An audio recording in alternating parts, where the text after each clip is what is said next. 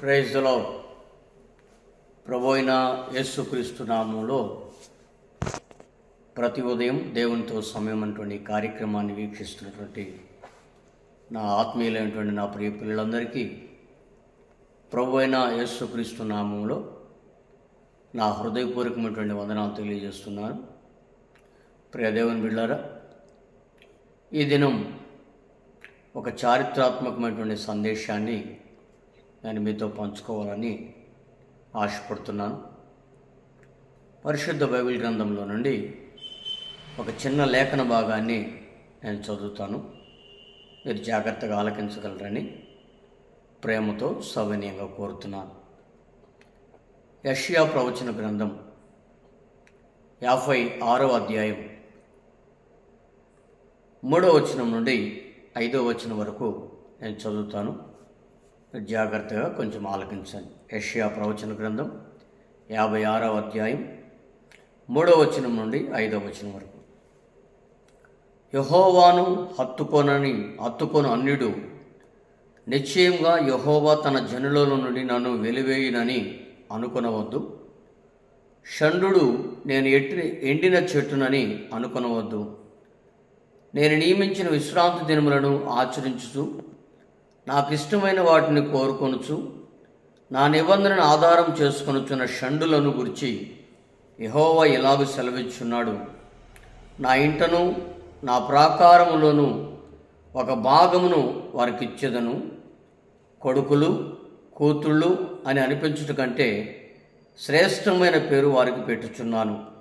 కొట్టివేయబడని నిత్యమైన పేరు వారికి పెట్టుచున్నాను. విన్నారా ప్రియులారా?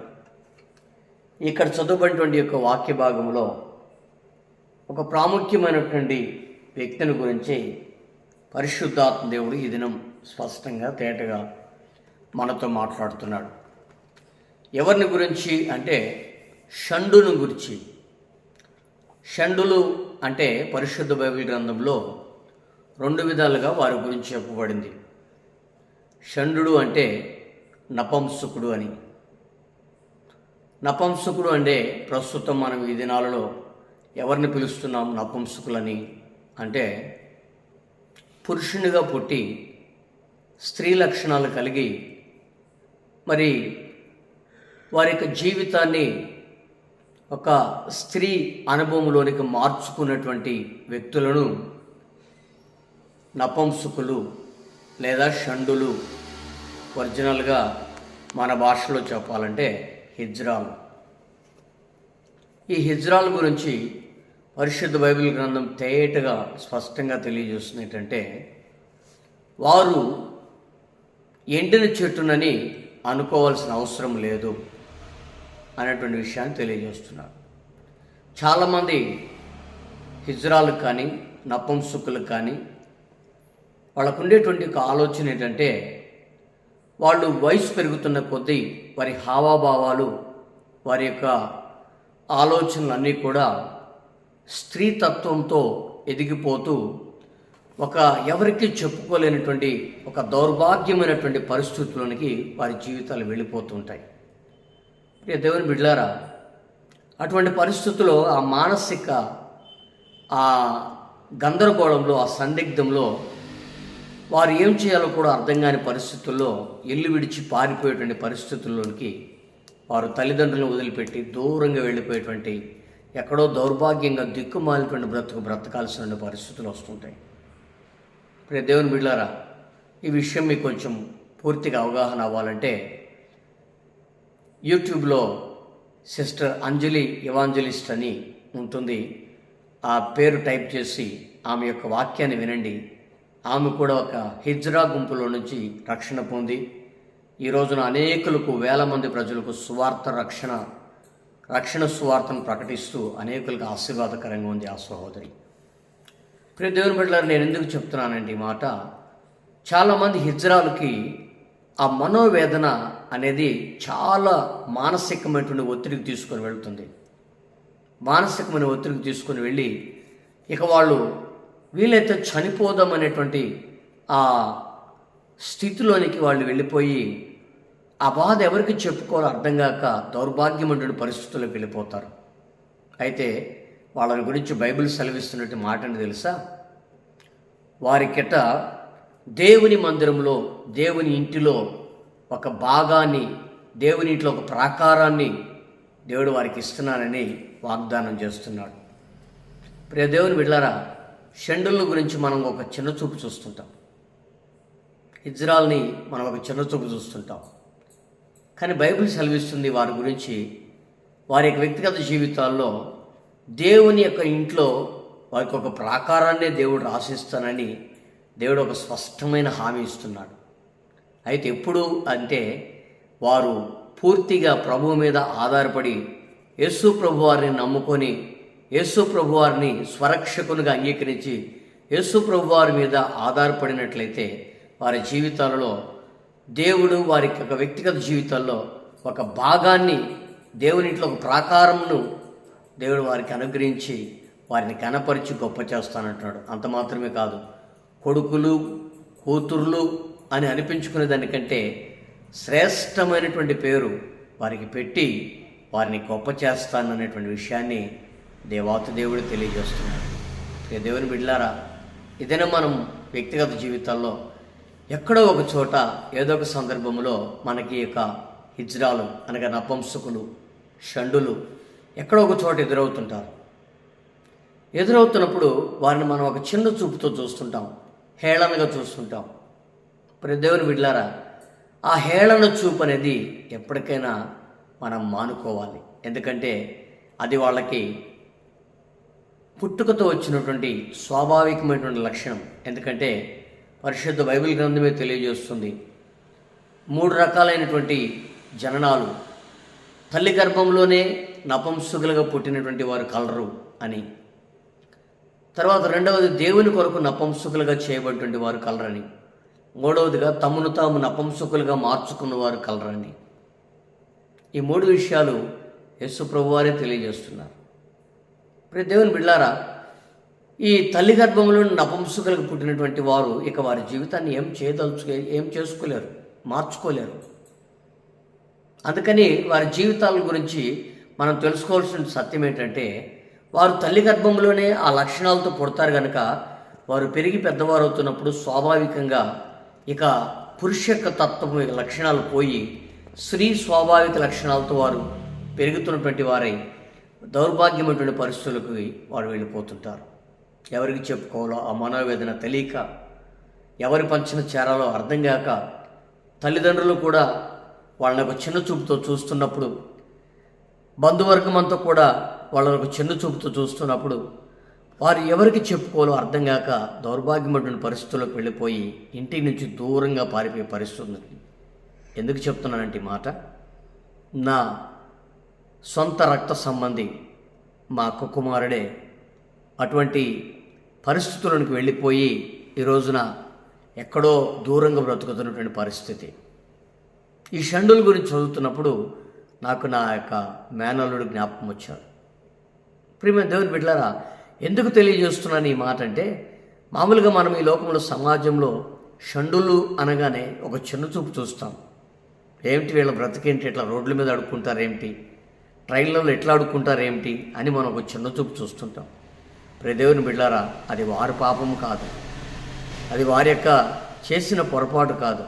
అదేంటంటే తల్లి గర్భంలోనే వారికి ఆ లక్షణాలతో వారు జన్మిస్తారు కాబట్టి వారి యొక్క పెరిగి పెద్దవారు అవుతున్నప్పుడు ఆ లక్షణాలు తప్పించుకోలేక స్వభావ సిద్ధంగా ఇక వారి యొక్క గృహాన్ని విడిచిపెట్టి, తల్లిదండ్రులను వదిలిపెట్టి, కన్నవారిని వదిలిపెట్టి, బంధువర్గాన్ని అంతటి కూడా వదిలిపెట్టి వెళ్ళిపోయి దూరంగా బ్రతకాల్సిన దౌర్భాగ్యమైన పరిస్థితి వారి కుటుంబాలు దాపరుస్తుంది.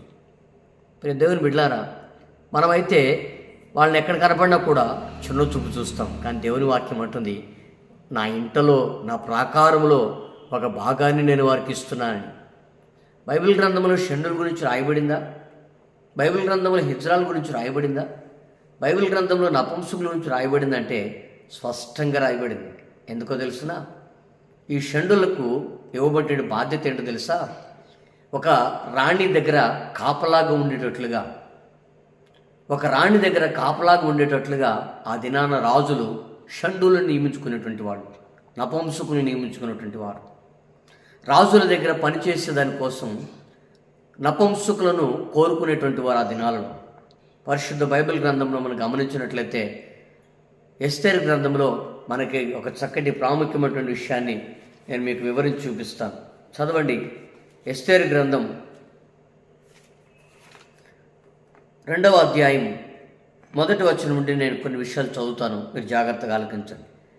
ఈ సంగతులైన తర్వాత రాజు అయిన అహష్వేరోజు యొక్క ఆగ్రహము చల్లారినప్పుడు అతడు వస్తిని, ఆమె చేసిన దానిని, ఆమెకు నిర్ణయింపబడిన దాన్ని తలంచగా యవనస్తులకు రాజు పరిచారకులు ఇట్లనరి, అందమైన కన్యకలను రాజు కొరకు వెదకనగును. అందు నిమిత్తము సౌందర్యవంతులైన కన్యకలందరినీ సమకూర్చి షూషాను కోట అంతఃపురమునకు చేర్చి స్త్రీలను కాపరి యొక్క నపుంసకుడకు హేగే వశమున అప్పగించినట్లు రాజు తన రాజ్యం యొక్క సంస్థానములన్నింటిలో పరిచారకులు నియమించునుగాక. శుద్ధి కొరకు సుగంధ ద్రవ్యములు వారికి ఇచ్చిన తరువాత రాజు ఆ కన్యకలలో దేనియందు ఇష్టపడునో ఆమె వస్తికి బదులుగా రాణియగును. ఈ మాట రాజునకు అనుకూలమాయను గనుక రాజు అతడు అలాగూ జరిగించెను. ప్రియులారా, ఇక్కడ ఈ విషయాన్ని గమనించండి. వస్తి గర్వించి సింహాసనాన్ని కోల్పోయింది. ఇప్పుడు వస్తి స్థానంలో అహష్వేరోషు రాజు యొక్క భార్యగా ఎవరు రావాలి అని ఆలోచన చేసినప్పుడు ఆ దేశంలో ఉన్నటువంటి స్త్రీలందరినీ కూడా సమకూర్చి నపుంసకుల అధిపతి అయినటువంటి హేగేకి అప్పగించారట. విన్నారు ఈ మాట? నపుంసకులు అంటే ఎవరు అంటే హిజ్రా యొక్క అధిపతికి, నపుంసకులకు అధిపతి కన్నా హిజ్రా యొక్క అధిపతికి అంటే ఒక హిజ్రాకి అప్పగించారు. అంటే దీనికి అర్థం ఏమిటి అంటే హిజ్రాకు ఉన్నటువంటి గొప్ప భాగ్యం ఏంటి తెలుసా? రాణిని సిద్ధపరచడమే. దేవుని బిడ్డలారా, రాజుకి రాణికి మధ్యవర్తిగా అంటే పెండ్లి కుమారునికి పెండ్లి కుమార్తెకి మధ్యవర్తిగా నియమింపబడినటువంటి వాడు నపుంసకుడు. దేవుని బిడ్డలారా, అందుకనే యేసు ప్రభువారిని గురించి పరిశుద్ధాత్మ దేవుని గురించి మనకు తెలియజేస్తున్నట్టు మాట ఏంటి తెలుసా? ఆయన కొత్త నిబంధనకి పాత నిబంధనకి మధ్యవర్తిగా ఉన్నాడని. దాని యొక్క అర్థం ఏంటంటే, మరొక మాటలో చెప్పాలంటే, వరుడైనటువంటి పెండ్లి కుమారునికి కొత్త నిబంధన సంఘమైనటువంటి పెండ్లి కుమార్తెకు ఆయన ఒక మధ్యవర్తిగా నిలబడి ఉన్నటువంటి విషయాన్ని మనకు తెలియజేస్తున్నాడు పరిశుద్ధాత్మ గురించి. అంటే దానికి అర్థం ఏమిటి? పెండ్లి కుమారుడు ఎవరు అంటే పరలోకంలో ఉన్నటువంటి దేవాతి దేవుడు.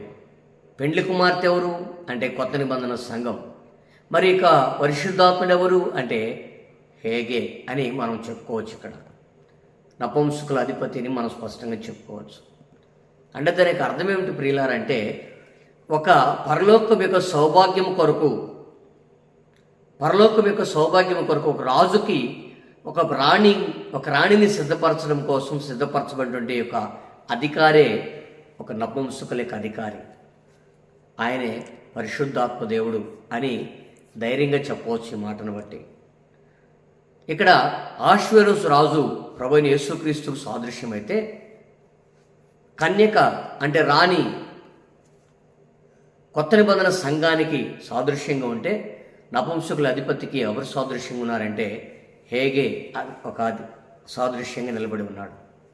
ప్రియ దేవుని బిడ్డలారా, ఈ దినాలలో మనం గమనించినట్లయితే దేవుని యొక్క నడిపింపు, పరిశుద్ధాత్మ ద్వారా నడిపించబడుతున్నటువంటి యొక్క నడిపింపులో పరిశుద్ధాత్మ మనల్ని సర్వమును కూడా సమకూర్చి, మనకు కావాల్సినటువంటి సమస్తమును సమకూర్చి ప్రభువైన యేసుక్రీస్తు కొరకు మనల్ని సిద్ధపరుస్తూ ఉన్నాడు పరిశుద్ధాత్మ దేవుడు.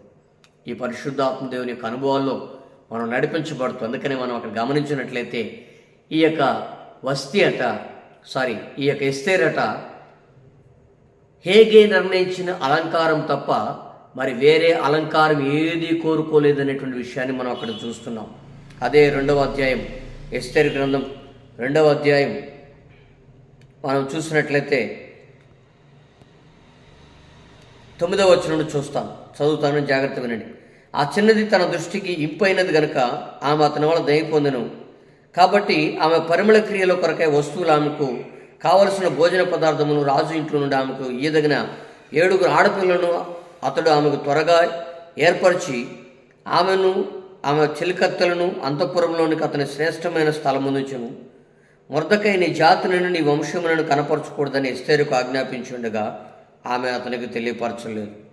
ఇంకా మనం చదువుకుంటూ వెళ్ళినట్లయితే 15వ వచనంలో, మొర్దెకై తన కుమార్తెగా స్వీకరించుకున్న తన పినతండ్రైన అబీహాయిలు కుమార్తె ఎస్తేరు రాజు నొద్దకు వెళ్ళుటకు వంతు వచ్చినప్పుడు స్త్రీలను కాయు రాజు యొక్క షండుడైన హేగే నిర్ణయించిన అలంకారం గాక ఆమె మరి ఏమీ కోరుకొనలేదు. చూసారా, హేగే నిర్ణయించిన అలంకారం తప్ప మరి ఏమీ కోరుకోలేదు. ఈ రోజున పరిశుద్ధాత్మ దేవుడు మనకు కొన్ని అలంకారాలు, బాహ్య సంబంధమైనటువంటి అలంకారాలు కాదు ప్రియ దేవుని బిడ్డలారా. అందుకని ఎఫెసీ పత్రికలో రాయబడింది, స్త్రీలు తగుమాత్ర వస్త్రముల చేత అలంకరించుకోవాలని. వెలగల వస్త్రముల చేత కాదు, తగుమాత్ర వస్త్రముల చేత అలంకరించుకోవాలని, మిమ్మల్ని మీరు పరిశుద్ధంగా దేవునికి అప్పగించుకోవాలని లేఖనం సెలవిస్తుంది. స్త్రీలు అంటే ఎవరు అంటే సంఘం. సంఘము తగుమాత్రముల చేత దేవుని కొరకు తమను తాము అలంకరించుకోవాలి. హేగే నిర్ణయించినటువంటి అలంకారము ద్వారానే ఎస్తేరు తను అప్పగించుకొని ఆ హేగే నిర్ణయించిన అలంకారం చొప్పుననే రాజు కొరకు తను సిద్ధపరచుకుంటుంది. ఈ రోజున ప్రియ దేవుని బిడ్డలారా, షండులు అంటే మనం అపార్థం చేసుకుంటాం. కానీ ప్రియ దేవుని బిడ్డలారా, షండుల్ని ఎప్పుడు కూడా మనం చిన్నచూపు చూడకూడదు. షండుల్ని ఎప్పుడు మనం చిన్నచూపు చూడకూడదు. మనం గమనించినట్లయితే దానియేలు గ్రంథంలో, ప్రియ దేవుని బిడ్డలారా, దానియేలు గ్రంథంలో దేవుని యొక్క సన్నిధిలో నిలబడినటువంటి ఆ 4 యవనస్తులు కూడా బబులోను దేశం నుంచి చెరపట్టబడి వచ్చినటువంటి ఆ 4 యవనస్తులు ఎవరు? షడ్రక్, మేషక్, అబేద్నెగోలు, దానియేలు. వీరు 4 ఎవరు అంటే దేవుని యొక్క సన్నిధికి తీసుకొని రాబడినటువంటి, రాజు సముఖము తీసుకొని రాబడినటువంటి దేవుని పిల్లలు. వారికి ఎవరికి అప్పగించారు అంటే షండులకు అప్పగించారు, నపుంసకుల అధిపతికి అప్పగించారు.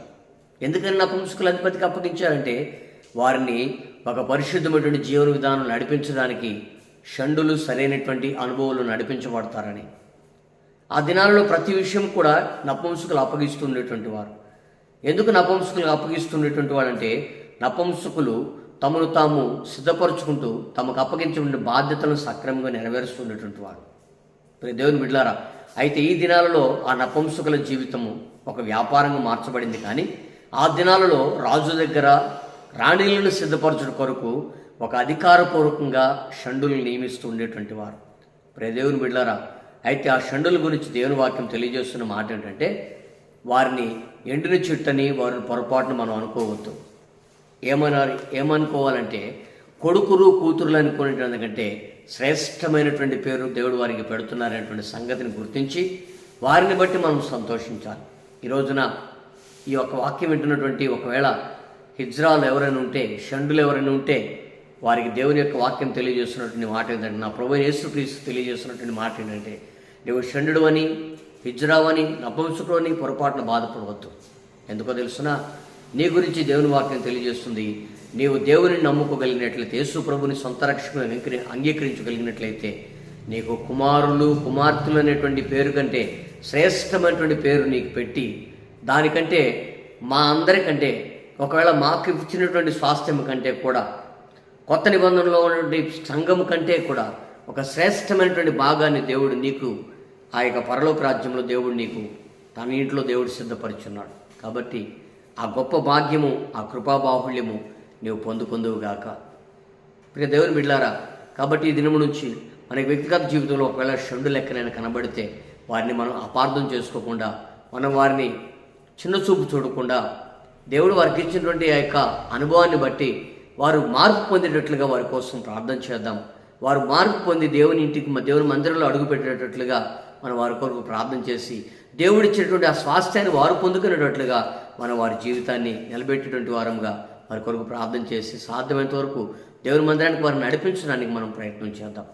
ఆ గొప్ప కృపను, భాగ్యాన్ని దేవుడు మనకి అనుగ్రహించి, వారికి ఆ రక్షణ భాగ్యాన్ని అనుగ్రహించి, వారి జీవితంలో కూడా దేవుడు ఏర్పరిచిన ఆ ప్రాకారపు భాగంలో, దేవుని ఇంట్లో భాగాన్ని దేవుడు వారికి సిద్ధపరిచి నడిపించునుగాక. ఆమె ప్రార్థన చేసుకుందాము. మహాపరిశుద్ధుడు, మీకు వందనాలు ప్రభా. అవునాయన, షండు నేను ఎండిన చెట్టును అనుకోవద్దని మీరు తెలియజేశారు తండ్రి. కొడుకులు కుమారులు అనేటువంటి పేరు కంటే కూడా శ్రేష్టమైన పేరు పెట్టి నీ ఇంట్లో ఒక భాగాన్ని ప్రభు వారికి ఇస్తున్నారని మీరు తెలియజేశారు. అవునయ్యా, ఈ దినం ప్రభు మరి అనేకులు మా జీవితాల్లో మా కళ్ళ ముందు కనబడుతున్నారు తండ్రి. మేము వారిని చిన్న చూపుతో చూస్తున్నాం, కానీ మీ లేఖనం సెలవిస్తున్నటువంటి మాట ఏంటంటే వారికి ఒక ఘనమైనటువంటి స్వాస్థ్యం సిద్ధపరిచారండి. ఆ స్వాస్థ్యం ప్రభావ వారు గుర్తించలేక ఈ రోజున తండ్రి అయినా మరి అనేక భిన్న రకాలైనటువంటి అనుభవాలు వాళ్ళు నడిపించబడుతూ దౌర్భాగ్యమైనటువంటి పరిస్థితులు నడిపించబడుతున్నారు.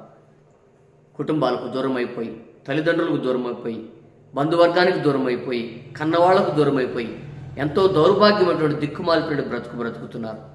వారిని ఒకసారి కనికరించండి అయ్యా. వారి వ్యక్తిగత జీవితాల్లో మీ రక్షణ భాగ్యం పొందుకొని అయ్యా వారికి ఒక శ్రేష్టమైనటువంటి పేరు పెట్టబడినటువంటి ఆ భాగ్యాన్ని పొందుకునేటువంటి కృప వారికి దయచేయమని కోరుతున్నాం. ఏ విధంగా అయితే హేగే వర్షమున ఎస్తేరును అప్పగించారో తండ్రి, అదే రీతిగా మా కొరకు మీరు సిద్ధపరుస్తున్నటువంటి ఒక హేగే అని మీరు మాకు తెలియజేశారు తండ్రి. పరిశుద్ధాత్మను మీరు మాకు కాపుదలుగా ఉంచారు. రాజు కొరకు సిద్ధపరుస్తున్నటువంటి ఒక రాణినిగా తండ్రి, కొత్త నిబంధన సంఘాన్ని సిద్ధపరుస్తున్నటువంటి ఒక నపుంసకుల అధికారిగా పరిశుద్ధాత్మ ఈ లోకానికి దిగి వచ్చారు కనుక ఆయన పరిశుద్ధాత్మ స్వరూపంలో ఉన్నటువంటి మీ జీవితాన్ని ప్రభా మేము గుర్తుంచుకొని మా యొక్క అనుభవాలను మేము నడిపించుకుంటూ తండ్రి మా యొక్క విలువైనటువంటి జీవితాన్ని మీకు సమర్పించుకునే భాగ్యం మాకు ఇచ్చి మమ్మల్ని నడిపించమని కోరుతున్నాం. అదే సమయంలో ప్రభా నపుంసకులను మేము వారిని చిన్న చూపు చూడకుండా ఆయన బబులోను దేశానికి చెరపట్టవచ్చినటువంటి దానియేలుని, షడ్రక్ మేషక్ అబేద్నెగోలను మేము గుర్తుంచుకొని అయ్యా వారి జీవితాలను ఏ విధంగా అయితే మీరు ఆస్వాదించారో అదే రీతిలో ప్రభా మా ఇరుగు పొరుగు నుండి నపుంసకులందరినీ కూడా ఆయన మరి హిజ్రాలందరినీ కూడా నీవు మార్చగలవని విశ్వాసం మేము ప్రార్థిస్తున్నాం. వారి జీవితాలను కట్టండి, వారి జీవితాలను ఉన్నతమైన అనుభవాలు స్థిరపరచండి. మీ రాజ్యవ్యాప్తి కొరకు వారు కూడా పాటుపడ్డ కృప దయచేయమని, మహిమ ఘనతా ప్రభావాలు పొందుకున్నామని మీ ఘనమైన కృప హస్తానికి అప్పగిస్తూ యేసు నామమున అడిగి వేడుకొనుచున్నాం తండ్రి, ఆమేన్. మంచిది ప్రియులారా, మరి ఈ వాక్యాన్ని మీరు వినండి, అనేకులకు షేర్ చేయండి, తద్వారా మా పరిచయాన్ని ప్రోత్సహించండి. మరి యొక్క ఈ ప్రార్థన అవసరతలు ఏమైనా ఉంటే మరి స్క్రీన్ మీద కనపడుతున్నటువంటి ఫోన్ నెంబర్లకి మరి మీ యొక్క ప్రార్థన అవసరాలు పంపగలరని ప్రేమతో ఈ యొక్క వాక్యాన్ని తెలియజేస్తూ, ఈ మాటను తెలియజేస్తూ నేను నా మాట ముగిస్తాను. సెలవు తీసుకుందాం.